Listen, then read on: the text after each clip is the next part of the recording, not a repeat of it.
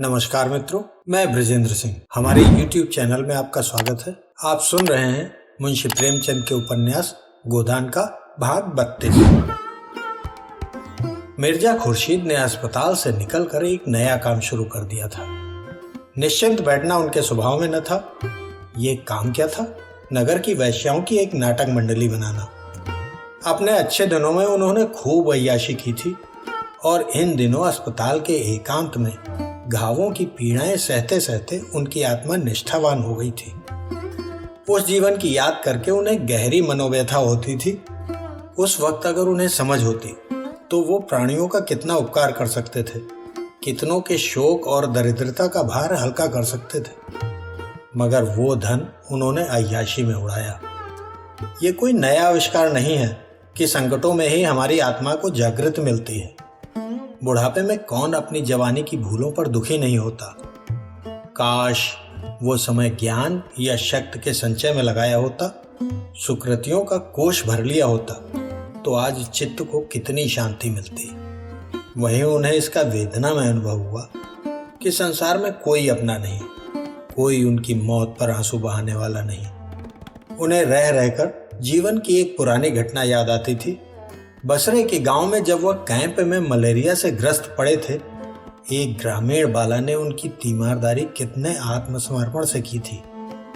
अच्छे हो जाने पर जब उन्होंने रुपए और आभूषणों से उसके एहसानों का बदला देना चाहा, तो उसने किस तरह से आंख में आंसू भरकर सिर नीचा कर लिया था और उन उपहारों को लेने से इनकार कर दिया था। इन नर्सों की शुश्रूषा में नियम है, व्यवस्था है, सच्चाई है, मगर वो प्रेम कहाँ, वो तन्मयता कहाँ जो उस बाला की अभ्यासहीन अल्हड़ सेवाओं में थी। वह अनुराग मूर्ति कब की उनके दिल से मिट चुकी थी। वह उससे फिर आने का वादा करके कभी उसके पास न गए। विलास के उन्माद में कभी उसकी याद ही न आई भी तो उसमें केवल दया थी, प्रेम न था। मालूम नहीं उस बाला पर क्या गुजरी, मगर आजकल उसकी वह आतुर, नम्र, शांत, सरल मुद्रा बराबर उनकी आंखों के सामने फिरा करती थी। काश उससे विवाह कर लिया होता तो आज जीवन में कितना रस होता। और उसके प्रति अन्याय के दुख ने उस संपूर्ण वर्ग को उनकी सेवा और सहानुभूति का पात्र बना दिया। जब तक नदी बाढ़ पर थी, उसके गंधले तेज फेनिल प्रवाह में प्रकाश की किरणें बिखर कर रह जाती थी। अब प्रवाह स्थिर और शांत हो गया था और रश्मियां उसकी तह तक पहुंच रही थी। मिर्जा साहब बसंत की इस शीतल संध्या में अपने झोपड़े के बरामदे में दो वारांगनाओं के साथ बैठे कुछ बातचीत कर रहे थे कि मिस्टर मेहता पहुंची। मिर्जा ने बड़े तपाक से हाथ मिलाया और बोले, मैं तो आपकी खातिरदारी का सामान लिए आपकी राह देख रहा हूं। दोनों सुंदरियां मुस्कुराईं। मेहता कट गए। मिर्जा ने दोनों औरतों को वहां से चले जाने का संकेत किया और मेहता को मसनद पर बैठाते हुए बोले, मैं तो खुद आपके पास आने वाला था। मुझे ऐसा मालूम हो रहा है कि मैं जो काम करने जा रहा हूं वो आपकी मदद के बगैर पूरा ना होगा। आप सिर्फ मेरी पीठ पर हाथ रख दीजिए और ललकारते जाइए। हाँ मिर्जा, बढ़े चलो पत्ते। मेहता ने हंसकर कहा, आप जिस काम में हाथ लगाएंगे उसमें हम जैसे किताबी कीड़ों की जरूरत न होगी। आपकी उम्र मुझसे ज्यादा है, दुनिया भी आपने खूब देखी है और छोटे छोटे आदमियों पर अपना असर डाल सकने की जो शक्ति आप में है वह मुझ में होती तो मैंने खुदा जाने क्या किया होता। मिर्जा साहब ने थोड़े से शब्दों में अपनी नई स्कीम उनसे बयान की।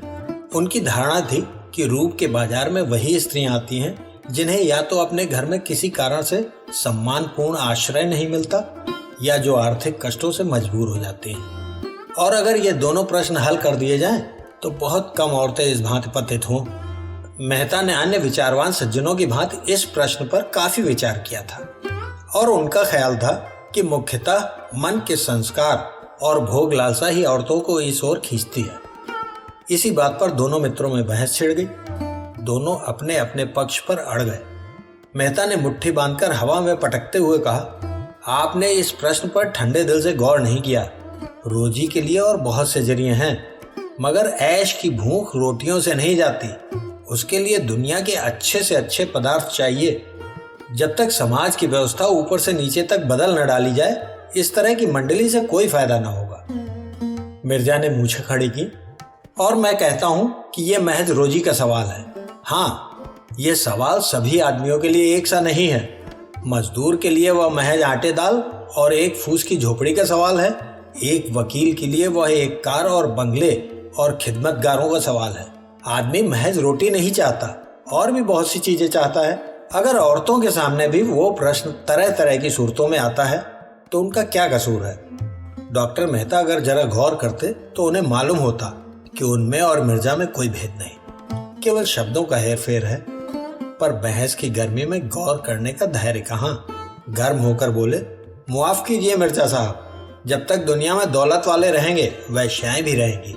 आपकी मंडली अगर सफल भी हो जाए, हालांकि मुझे उसमें बहुत संदेह है, तो आप 10-5 औरतों से ज्यादा उनमें कभी न ले सकेंगे, और वह भी थोड़े दिनों के लिए। सभी औरतों में नाट्य करने की शक्ति नहीं होती, उसी तरह जैसे सभी आदमी कवि नहीं हो सकते। और ये भी मान लें कि वैश्याएं आपकी मंडली में स्थायी रूप से टिक जाएंगी, तो भी बाजार में उनकी जगह खाली न रहेगी। जड़ पर जब तक कुल्हाड़े न चलेंगे, पत्तियां तोड़ने से कोई नतीजा नहीं। दौलत वालों में कभी कभी ऐसे लोग निकल आते हैं जो सब कुछ त्याग कर खुदा की याद में जा बैठते हैं, मगर दौलत का राज्य बदस्तूर कायम है, उसमें जरा भी कमजोरी नहीं आने पाई। मिर्जा को मेहता की हठधर्मी पर दुख हुआ। इतना पढ़ा लिखा विचारवान आदमी इस तरह की बातें करे, समाज की व्यवस्था क्या आसानी से बदल जाएगी? वो तो सदियों का मामला है। तब तक क्या यह अनर्थ होने दिया जाए, उसकी रोकथाम न की जाए? इन अबलाओं को मर्दों की लिप्सा का शिकार होने दिया जाए? क्यों न शेर को पिंजरे में बंद कर दिया जाए कि वह दांत और नाखून होते हुए भी किसी को हानि न पहुंचा सके? क्या उस वक्त तक चुपचाप बैठा रहा जाए जब तक शेर अहिंसा का व्रत न ले ले? दौलत वाले और जिस तरह चाहें अपनी दौलत उड़ाएं, मिर्जा जी को गम नहीं। शराब में डूब जाएं, कारों की माला गले में डाल लें, किले बनवाएं, धर्मशाले और मस्जिद खड़ी करें, उन्हें कोई परवाह नहीं। अबलाओं की जिंदगी न खराब करें। यह मिर्जा जी नहीं देख सकते। वो रूप के बाजार को ऐसा खाली कर देंगे कि दौलत वालों की अशर्फियों पर कोई थूकने वाला भी न मिले। क्या जिन दिनों शराब की दुकानों की पिकेटिंग होती थी, अच्छे अच्छे शराबी पानी पी पी कर दिल की आग नहीं बुझाते थे? मेहता ने मिर्जा की बेवकूफी पर हंसकर कहा, आपको मालूम होना चाहिए कि दुनिया में ऐसे मुल्क भी हैं जहां वैश्याएं नहीं हैं, मगर अमीरों की दौलत वहां भी दिलचस्पियों के सामान पैदा कर लेती है। मिर्जा जी भी मेहता की जड़ता पर हंसे। जानता हूं मेहरबान, जानता हूं, आपकी दुआ से दुनिया देख चुका हूं, मगर यह हिंदुस्तान है, यूरोप नहीं है। इंसान का स्वभाव सारी दुनिया में एक सा है, मगर यह भी मालूम रहे कि हर एक कौम में एक ऐसी चीज है जिसे उसकी आत्मा कह सकते हैं। अस्मत हिंदुस्तानी तहजीब की आत्मा है। अपने मुंह मियां मिट्टू बन लीजिए। दौलत की आप इतनी बुराई करते हैं, फिर भी खन्ना की हिमायत करते नहीं थकते, कहिएगा। मेहता का तेज विदा हो गया। नम्र भाव से बोले, मैंने खन्ना की हिमायत उस वक्त की है जब वह दौलत के पंजे से छूट गए हैं, और आजकल आप उनकी हालत देखें तो आपको दया आएगी। और मैं क्या हिमायत करूंगा जिसे अपनी किताबों और विद्यालय से छुट्टी नहीं? ज्यादा से ज्यादा सूखी हमदर्दी ही तो कर सकता हूँ। हिमायत की है मिस मालती ने कि खन्ना को बचा लिया।